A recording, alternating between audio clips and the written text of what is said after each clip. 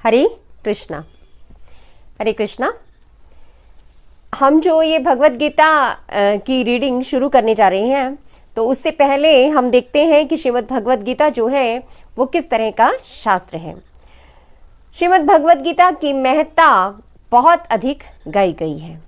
तो आज हम ये जानने का प्रयास करेंगे कि श्रीमद् भगवत गीता किस तरह से हमारे जीवन में उपयोगी हो सकती है। क्या ये एक धार्मिक शास्त्र है या फिर ये हमारे जीवन के लिए, हमारे जीवन को बदलने का एक शास्त्र है। तो जो श्रीमद् भगवत गीता है उसे गीतोपनिषद भी कहा जाता है। ये जो शास्त्र है वो इस तरह का शास्त्र है कि ये वैदिक ज्ञान का सार है और ये वैदिक साहित्य का सबसे अधिक महत्वपूर्ण उपनिषद है। जो श्रीमद् भगवत गीता है उसका जो महात्म्य है वो बहुत ज़्यादा बताया गया है, बहुत अधिक बताया गया है। श्रीमद् भगवत गीता के बारे में कहा गया है कि मलिने मोचनम पुंसाम जलम स्नानम दिने दिने, मलिने मोचनम पुंसाम जलम स्नानम दिने दिने, सुकृत गीतामृत स्नानम संसारमल नाशनम। कि ऐसा कहा गया है कि मनुष्य जल में स्नान करके नित्य अपने को स्वच्छ कर सकता है, लेकिन यदि कोई भगवत गीता रूपी गंगा जल में एक बार भी स्नान कर ले तो वो भवसागर की मलिनता से सदा सदा के लिए मुक्त हो जाता है। इस तरह का ये शास्त्र है श्रीमद् भगवत गीता। इसकी इतनी अधिक महत्ता क्यों है? क्योंकि ये जो शास्त्र है वो स्वयं भगवान के मुख से आया है। वैसे तो जो सारा वैदिक साहित्य है, जो सारे वेद हैं, वो स्वयं भगवान से ही आते हैं, लेकिन ये जो शास्त्र है श्रीमद् भगवत गीता, ये साक्षात श्री भगवान के मुख से उच्चरित हुआ है। श्रीमद् भगवत गीता के बारे में कहा गया है कि गीता सुगीता कर्तव्या किम अन्य शास्त्र विस्तरई या स्वयं पद्मनाभस्य मुखाद पद्मा द्विनिसृता। कि चूंकि जो भगवत गीता है वो साक्षात भगवान के मुख से ही आई है, भगवान के मुख से निकली है, अतएव किसी को अन्य वैदिक साहित्य पढ़ने की आवश्यकता नहीं है। मनुष्य को जब इस संसार में भगवान ने भेजा तो उन्होंने वैदिक साहित्य दिया। 4 वेद, 18 पुराण, 108 उपनिषद। जो महाभारत है उसे भी पंचम वेद कहा गया है। इसमें सारा ज्ञान है। भौतिक ज्ञान पूर्ण रूप से है और भगवत गीता के रूप में आध्यात्मिक ज्ञान है। किसी भी प्रकार का ज्ञान यदि प्राप्त करना हो तो मनुष्य को चाहिए कि वो महाभारत का अध्ययन करे। राजनीति शास्त्र है, आर्थिक शास्त्र है, सामाजिक नीतियों का शास्त्र है। तो वो किसी भी तरह का ज्ञान यदि वो प्राप्त करना चाहे तो उसे महाभारत का ठीक से अध्ययन करना चाहिए। और यदि मोक्ष की प्राप्ति है, यदि इस संसार में रहते हुए भी मुक्ति को प्राप्त करना है तो श्रीमद् भगवत गीता का अध्ययन करना चाहिए। श्रीमद् भगवत गीता का अध्ययन करके जो जीव है उसे अपना जो अस्तित्व है, जो उसकी अपनी पहचान है, वो पता चलती है। वो जान जाता है कि वो क्या है, श्री भगवान कौन है, ये संसार किस तरह से कार्य करता है। अभी जो है कलयुग के प्रभाव से जीव की बुद्धि और आयुष्य दोनों ही क्षीण होते जा रहे हैं। अतः वैदिक साहित्य को समझने की ना तो उसमें शक्ति है और ना ही कोई श्रेष्ठ समझाने वाला है। तो परंतु जो अभी हमने एक श्लोक पढ़ा है कि गीता सुगीता कर्तव्या किम अन्य शास्त्र विस्तरई या स्वयं पद्मनाभस्य मुखाद पद्मा द्विनिसृता। कि जो गीता है वो सुगीता है, सबसे सुंदर गीत है, क्योंकि वो स्वयं श्री भगवान के मुख से निकला है। तो कोई और शास्त्र पढ़ने की आवश्यकता ही नहीं है। तो कलयुग में क्या है कि कलयुग में हमारी इतनी बुद्धि भी नहीं है और हमारे पास हमारी इतनी आयु भी नहीं है, और जो हमारे जीवन शैली है, गलत जीवन शैली है, उसके प्रभाव से हमारा जो शरीर है वो भी बहुत जल्दी क्षीण हो जाता है। तो इसलिए हम बहुत ज़्यादा जो वैदिक साहित्य है उसको समझने का प्रयास हम नहीं कर सकते और समझने की हमारे अंदर शक्ति नहीं है। लेकिन जो ये श्लोक है उससे हमें पता चलता है कि हमें आवश्यकता ही नहीं है इतना अधिक वैदिक साहित्य पढ़ने की, यदि हम श्रीमद् भगवद गीता को ठीक से जान लें, ठीक से समझ लें। जो श्रीमद् भगवद गीता है उसका ज्ञान जो है वो पूर्ण ज्ञान है, क्योंकि ये साक्षात श्री भगवान, पूर्ण पुरुषोत्तम भगवान श्री कृष्ण के मुख से आया है। जो इस संसार का ज्ञान होता है उस ज्ञान में वो ज्ञान और श्रीमद् भगवद गीता का ज्ञान, उनमें बहुत अंतर है, क्योंकि जो संसारी जीव हैं उनमें 4 प्रकार के दोष होते हैं। भगवान से आया हुआ जो ज्ञान है वो अपौरुषेय है। संसारी पुरुष के जो 4 दोष हैं वो कि उनकी जो इंद्रियां हैं वो अपूर्ण होती हैं, जो सेंसेस हैं वो इम्परफेक्ट सेंसेस हैं। तो उनसे हम अगर किसी चीज के बारे में ज्ञान जानना चाहेंगे, देखना चाहेंगे, जानना चाहेंगे, तो जब वही अपूर्ण है तो वो पूर्ण ज्ञान किस तरह से प्रदान कर सकती हैं।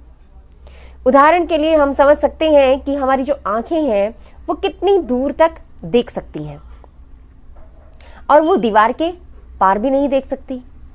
यहां तक कि जो हमारी आंखें हैं अपनी पलकों को भी नहीं देख सकती। तो हम किस तरह से फिर ये सोच सकते हैं कि हम पूर्ण ज्ञान प्राप्त करेंगे हमारी इंद्रियों से।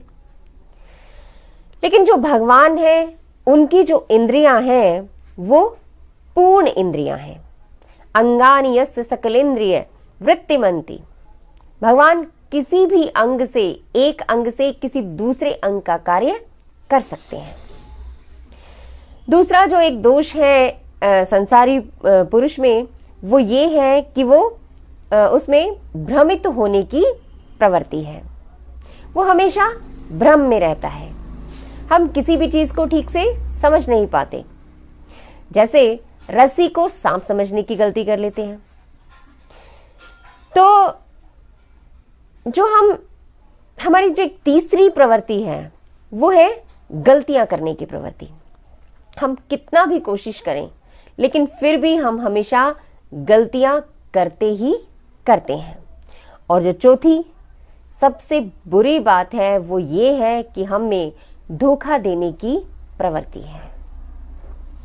तो इस तरह जो 4 दोष हैं उनके रहते हुए यदि हम इस संसार के किसी भी व्यक्ति से हम पूर्ण ज्ञान प्राप्त करना चाहें तो हम पूर्ण ज्ञान प्राप्त नहीं कर सकते हैं।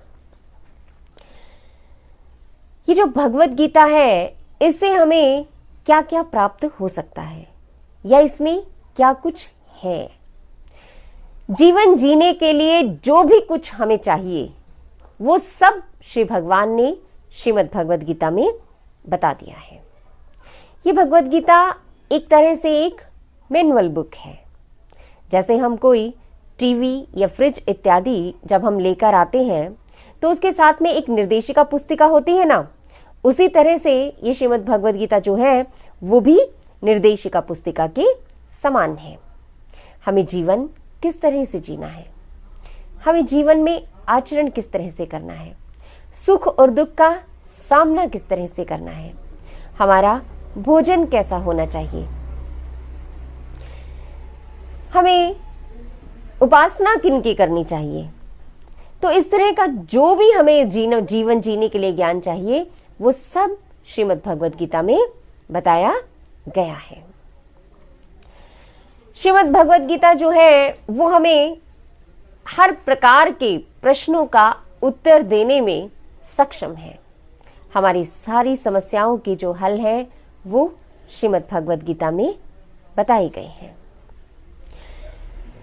ऐसा कहा है श्रीमद् भगवद गीता में कि यद यद आचरति ही श्रेष्ठा तत् तत् एव इतर्जना, कि जो समाज के प्रबुद्ध वर्ग है, जो समाज के नेता लोग हैं, वो किसी चीज को यदि पसंद करते हैं या किसी चीज का अपने जीवन में शामिल करते हैं तो जो साधारण लोग हैं वो भी उन्हीं का अनुसरण करते हैं। तो हम देखते हैं कि हमारे समाज के जो बड़े बड़े लोग हैं, जो महान व्यक्ति हुए हैं, जैसे कि महात्मा गांधी, जैसे विवेकानंद, या हम बड़े वैज्ञानिक भी देखते हैं कि जैसे अल्बर्ट आइंस्टीन इत्यादि। तो उन सब ने श्रीमद् भगवद गीता की महत्ता को अपने जीवन में स्वीकार किया है। महात्मा गांधी जी ने तो ये कहा कि जब जब मैं संशय की स्थिति में होता हूं, जब जब मैं भ्रमित होता हूं, तो मैं श्रीमद् भगवद गीता का आश्रय ग्रहण करता हूं और अपने सारे संशयों का जो हल है वो श्रीमद् भगवद गीता में पाता हूं। तो इस प्रकार की है श्रीमद् भगवद गीता। ऐसा एक बार बताया जाता है कि स्वामी विवेकानंद एक बार विदेश में गए और लोगों ने उनका मजाक उड़ाने के लिए श्रीमद् भगवद गीता को नीचे रख दिया और बहुत सारे ग्रंथों को ऊपर रख दिया। तो सबने अपने अपने मत रखे। जब स्वामी विवेकानंद बोले तो उन्होंने श्रीमद् भगवद गीता को नीचे से निकाल लिया और जो उसके ऊपर जितने भी ग्रंथ रखे थे वो सारे ग्रंथ गिर गए। तो कि ये जो श्रीमद् भगवद गीता है वो सभी शास्त्रों का आधार है। तो इस तरह से जो श्रीमद् भगवद गीता है उसका महत्व जो है वो, उसका महत्व यदि हम गाएं तो वो अनंत है। तो ये जो श्रीमद् भगवद गीता है एक परम दिव्य शास्त्र है। ये साक्षात भगवान का ही रूप है। लेकिन ये दुर्भाग्य है कि आज जो हम लोग हैं भारतवर्ष में रहते हुए भी श्रीमद् भगवद गीता का अध्ययन नहीं करते हैं। हम जानते ही नहीं हैं कि इसमें कितना अमूल्य खजाना छुपा हुआ है। जैसे हमें ये सौभाग्य प्राप्त हुआ है जगतगुरु श्रील प्रभुपाद के द्वारा। जो ऐसी भक्ति वेदांत स्वामी जगतगुरु श्रील प्रभुपाद हैं वो अंतर्राष्ट्रीय कृष्ण भावनामृत के संघ, अंतर्राष्ट्रीय कृष्ण भावनामृत संघ के संस्थापक हैं। उन्होंने जो अंतर्राष्ट्रीय कृष्ण भावनामृत संघ है उनकी जो शिक्षाएं हैं वो मूल रूप से श्रीमद् भगवद गीता और भागवतम पर आधारित है। श्रील प्रभुपाद ने श्रीमद् भगवद गीता को आधार बनाकर ही जो कृष्ण भक्ति है उसका प्रचार संपूर्ण विश्व में किया और शुरुआत की उन्होंने ऐसे लोगों से जो कि हिप्पी थे, जिन्होंने जो सारा दिन नशे में रहते थे, बहुत तमाम तरह की बुरी आदतें थी उनमें। वो जानते भी नहीं थे कि परम भगवान श्री कृष्ण कौन है और श्रीमद् भगवद गीता क्या है। लेकिन जब उन्होंने श्रीमद् भगवद गीता की शिक्षाओं को सुना, श्रीमद्द भगवद गीता श्री भगवान के बारे में जाना, तो उनका जो जीवन था वो हिप्पी से हैप्पी हो गया और वो उन्होंने जो हमारा वैदिक संस्कृति है उसे पूर्ण रूप से स्वीकार कर लिया। तो इस प्रकार ये जो भगवद गीता है वो हमारे जीवन को बदलने वाली है। ये सब प्रमाण है इस बात का कि श्रीमद् भगवद गीता किस प्रकार से हमारे जीवन को बदलती है। तो आने वाली कड़ियों में, आने वाले समय में हम लोग श्रीमद् भगवद गीता का पठन करेंगे और आप सबसे मेरा निवेदन है कि यदि आपकी कोई सुझाव हो, कोई किसी तरह के कमेंट्स हो तो आप कृपया मुझ तक भेज सकते हैं। तो आज हम इतना ही करेंगे। आगे के लिए जैसा भी होगा तो वो आप सबको सूचित कर दिया जाएगा। तो आज हमने इतना ही देखा कि जो ये श्रीमद् भगवद गीता है वो साक्षात भगवान श्री कृष्ण के मुख से आने के कारण परम दिव्य शास्त्र है और श्रीमद् भगवद गीता में हमारे सारे प्रश्नों के हल है। और हमारे यहाँ जितने भी महान व्यक्ति हुए हैं उन्होंने श्रीमद् भगवद गीता को एक महान ग्रंथ के रूप में और एक प्रॉब्लम सॉल्विंग बुक के रूप में स्वीकार किया है और उसकी महत्ता को पूर्ण रूप से जानकर अपने जीवन को सफल बनाया है। यानी उन्होंने अपनी सफलता का श्रेय श्रीमद् भगवद गीता को दिया है। तो मेरा आप सबसे निवेदन है कि कृपया आप भी श्रीमद् भगवद गीता को पढ़िए और अधिक जानकारी के लिए हमारे साथ जुड़े रहिए। तो आज के लिए इतना ही। जगतगुरु श्रील प्रभुपाद की जय। हरे कृष्ण कृष्ण कृष्ण हरे हरे, हरे राम राम राम हरे हरे। हरे कृष्णा।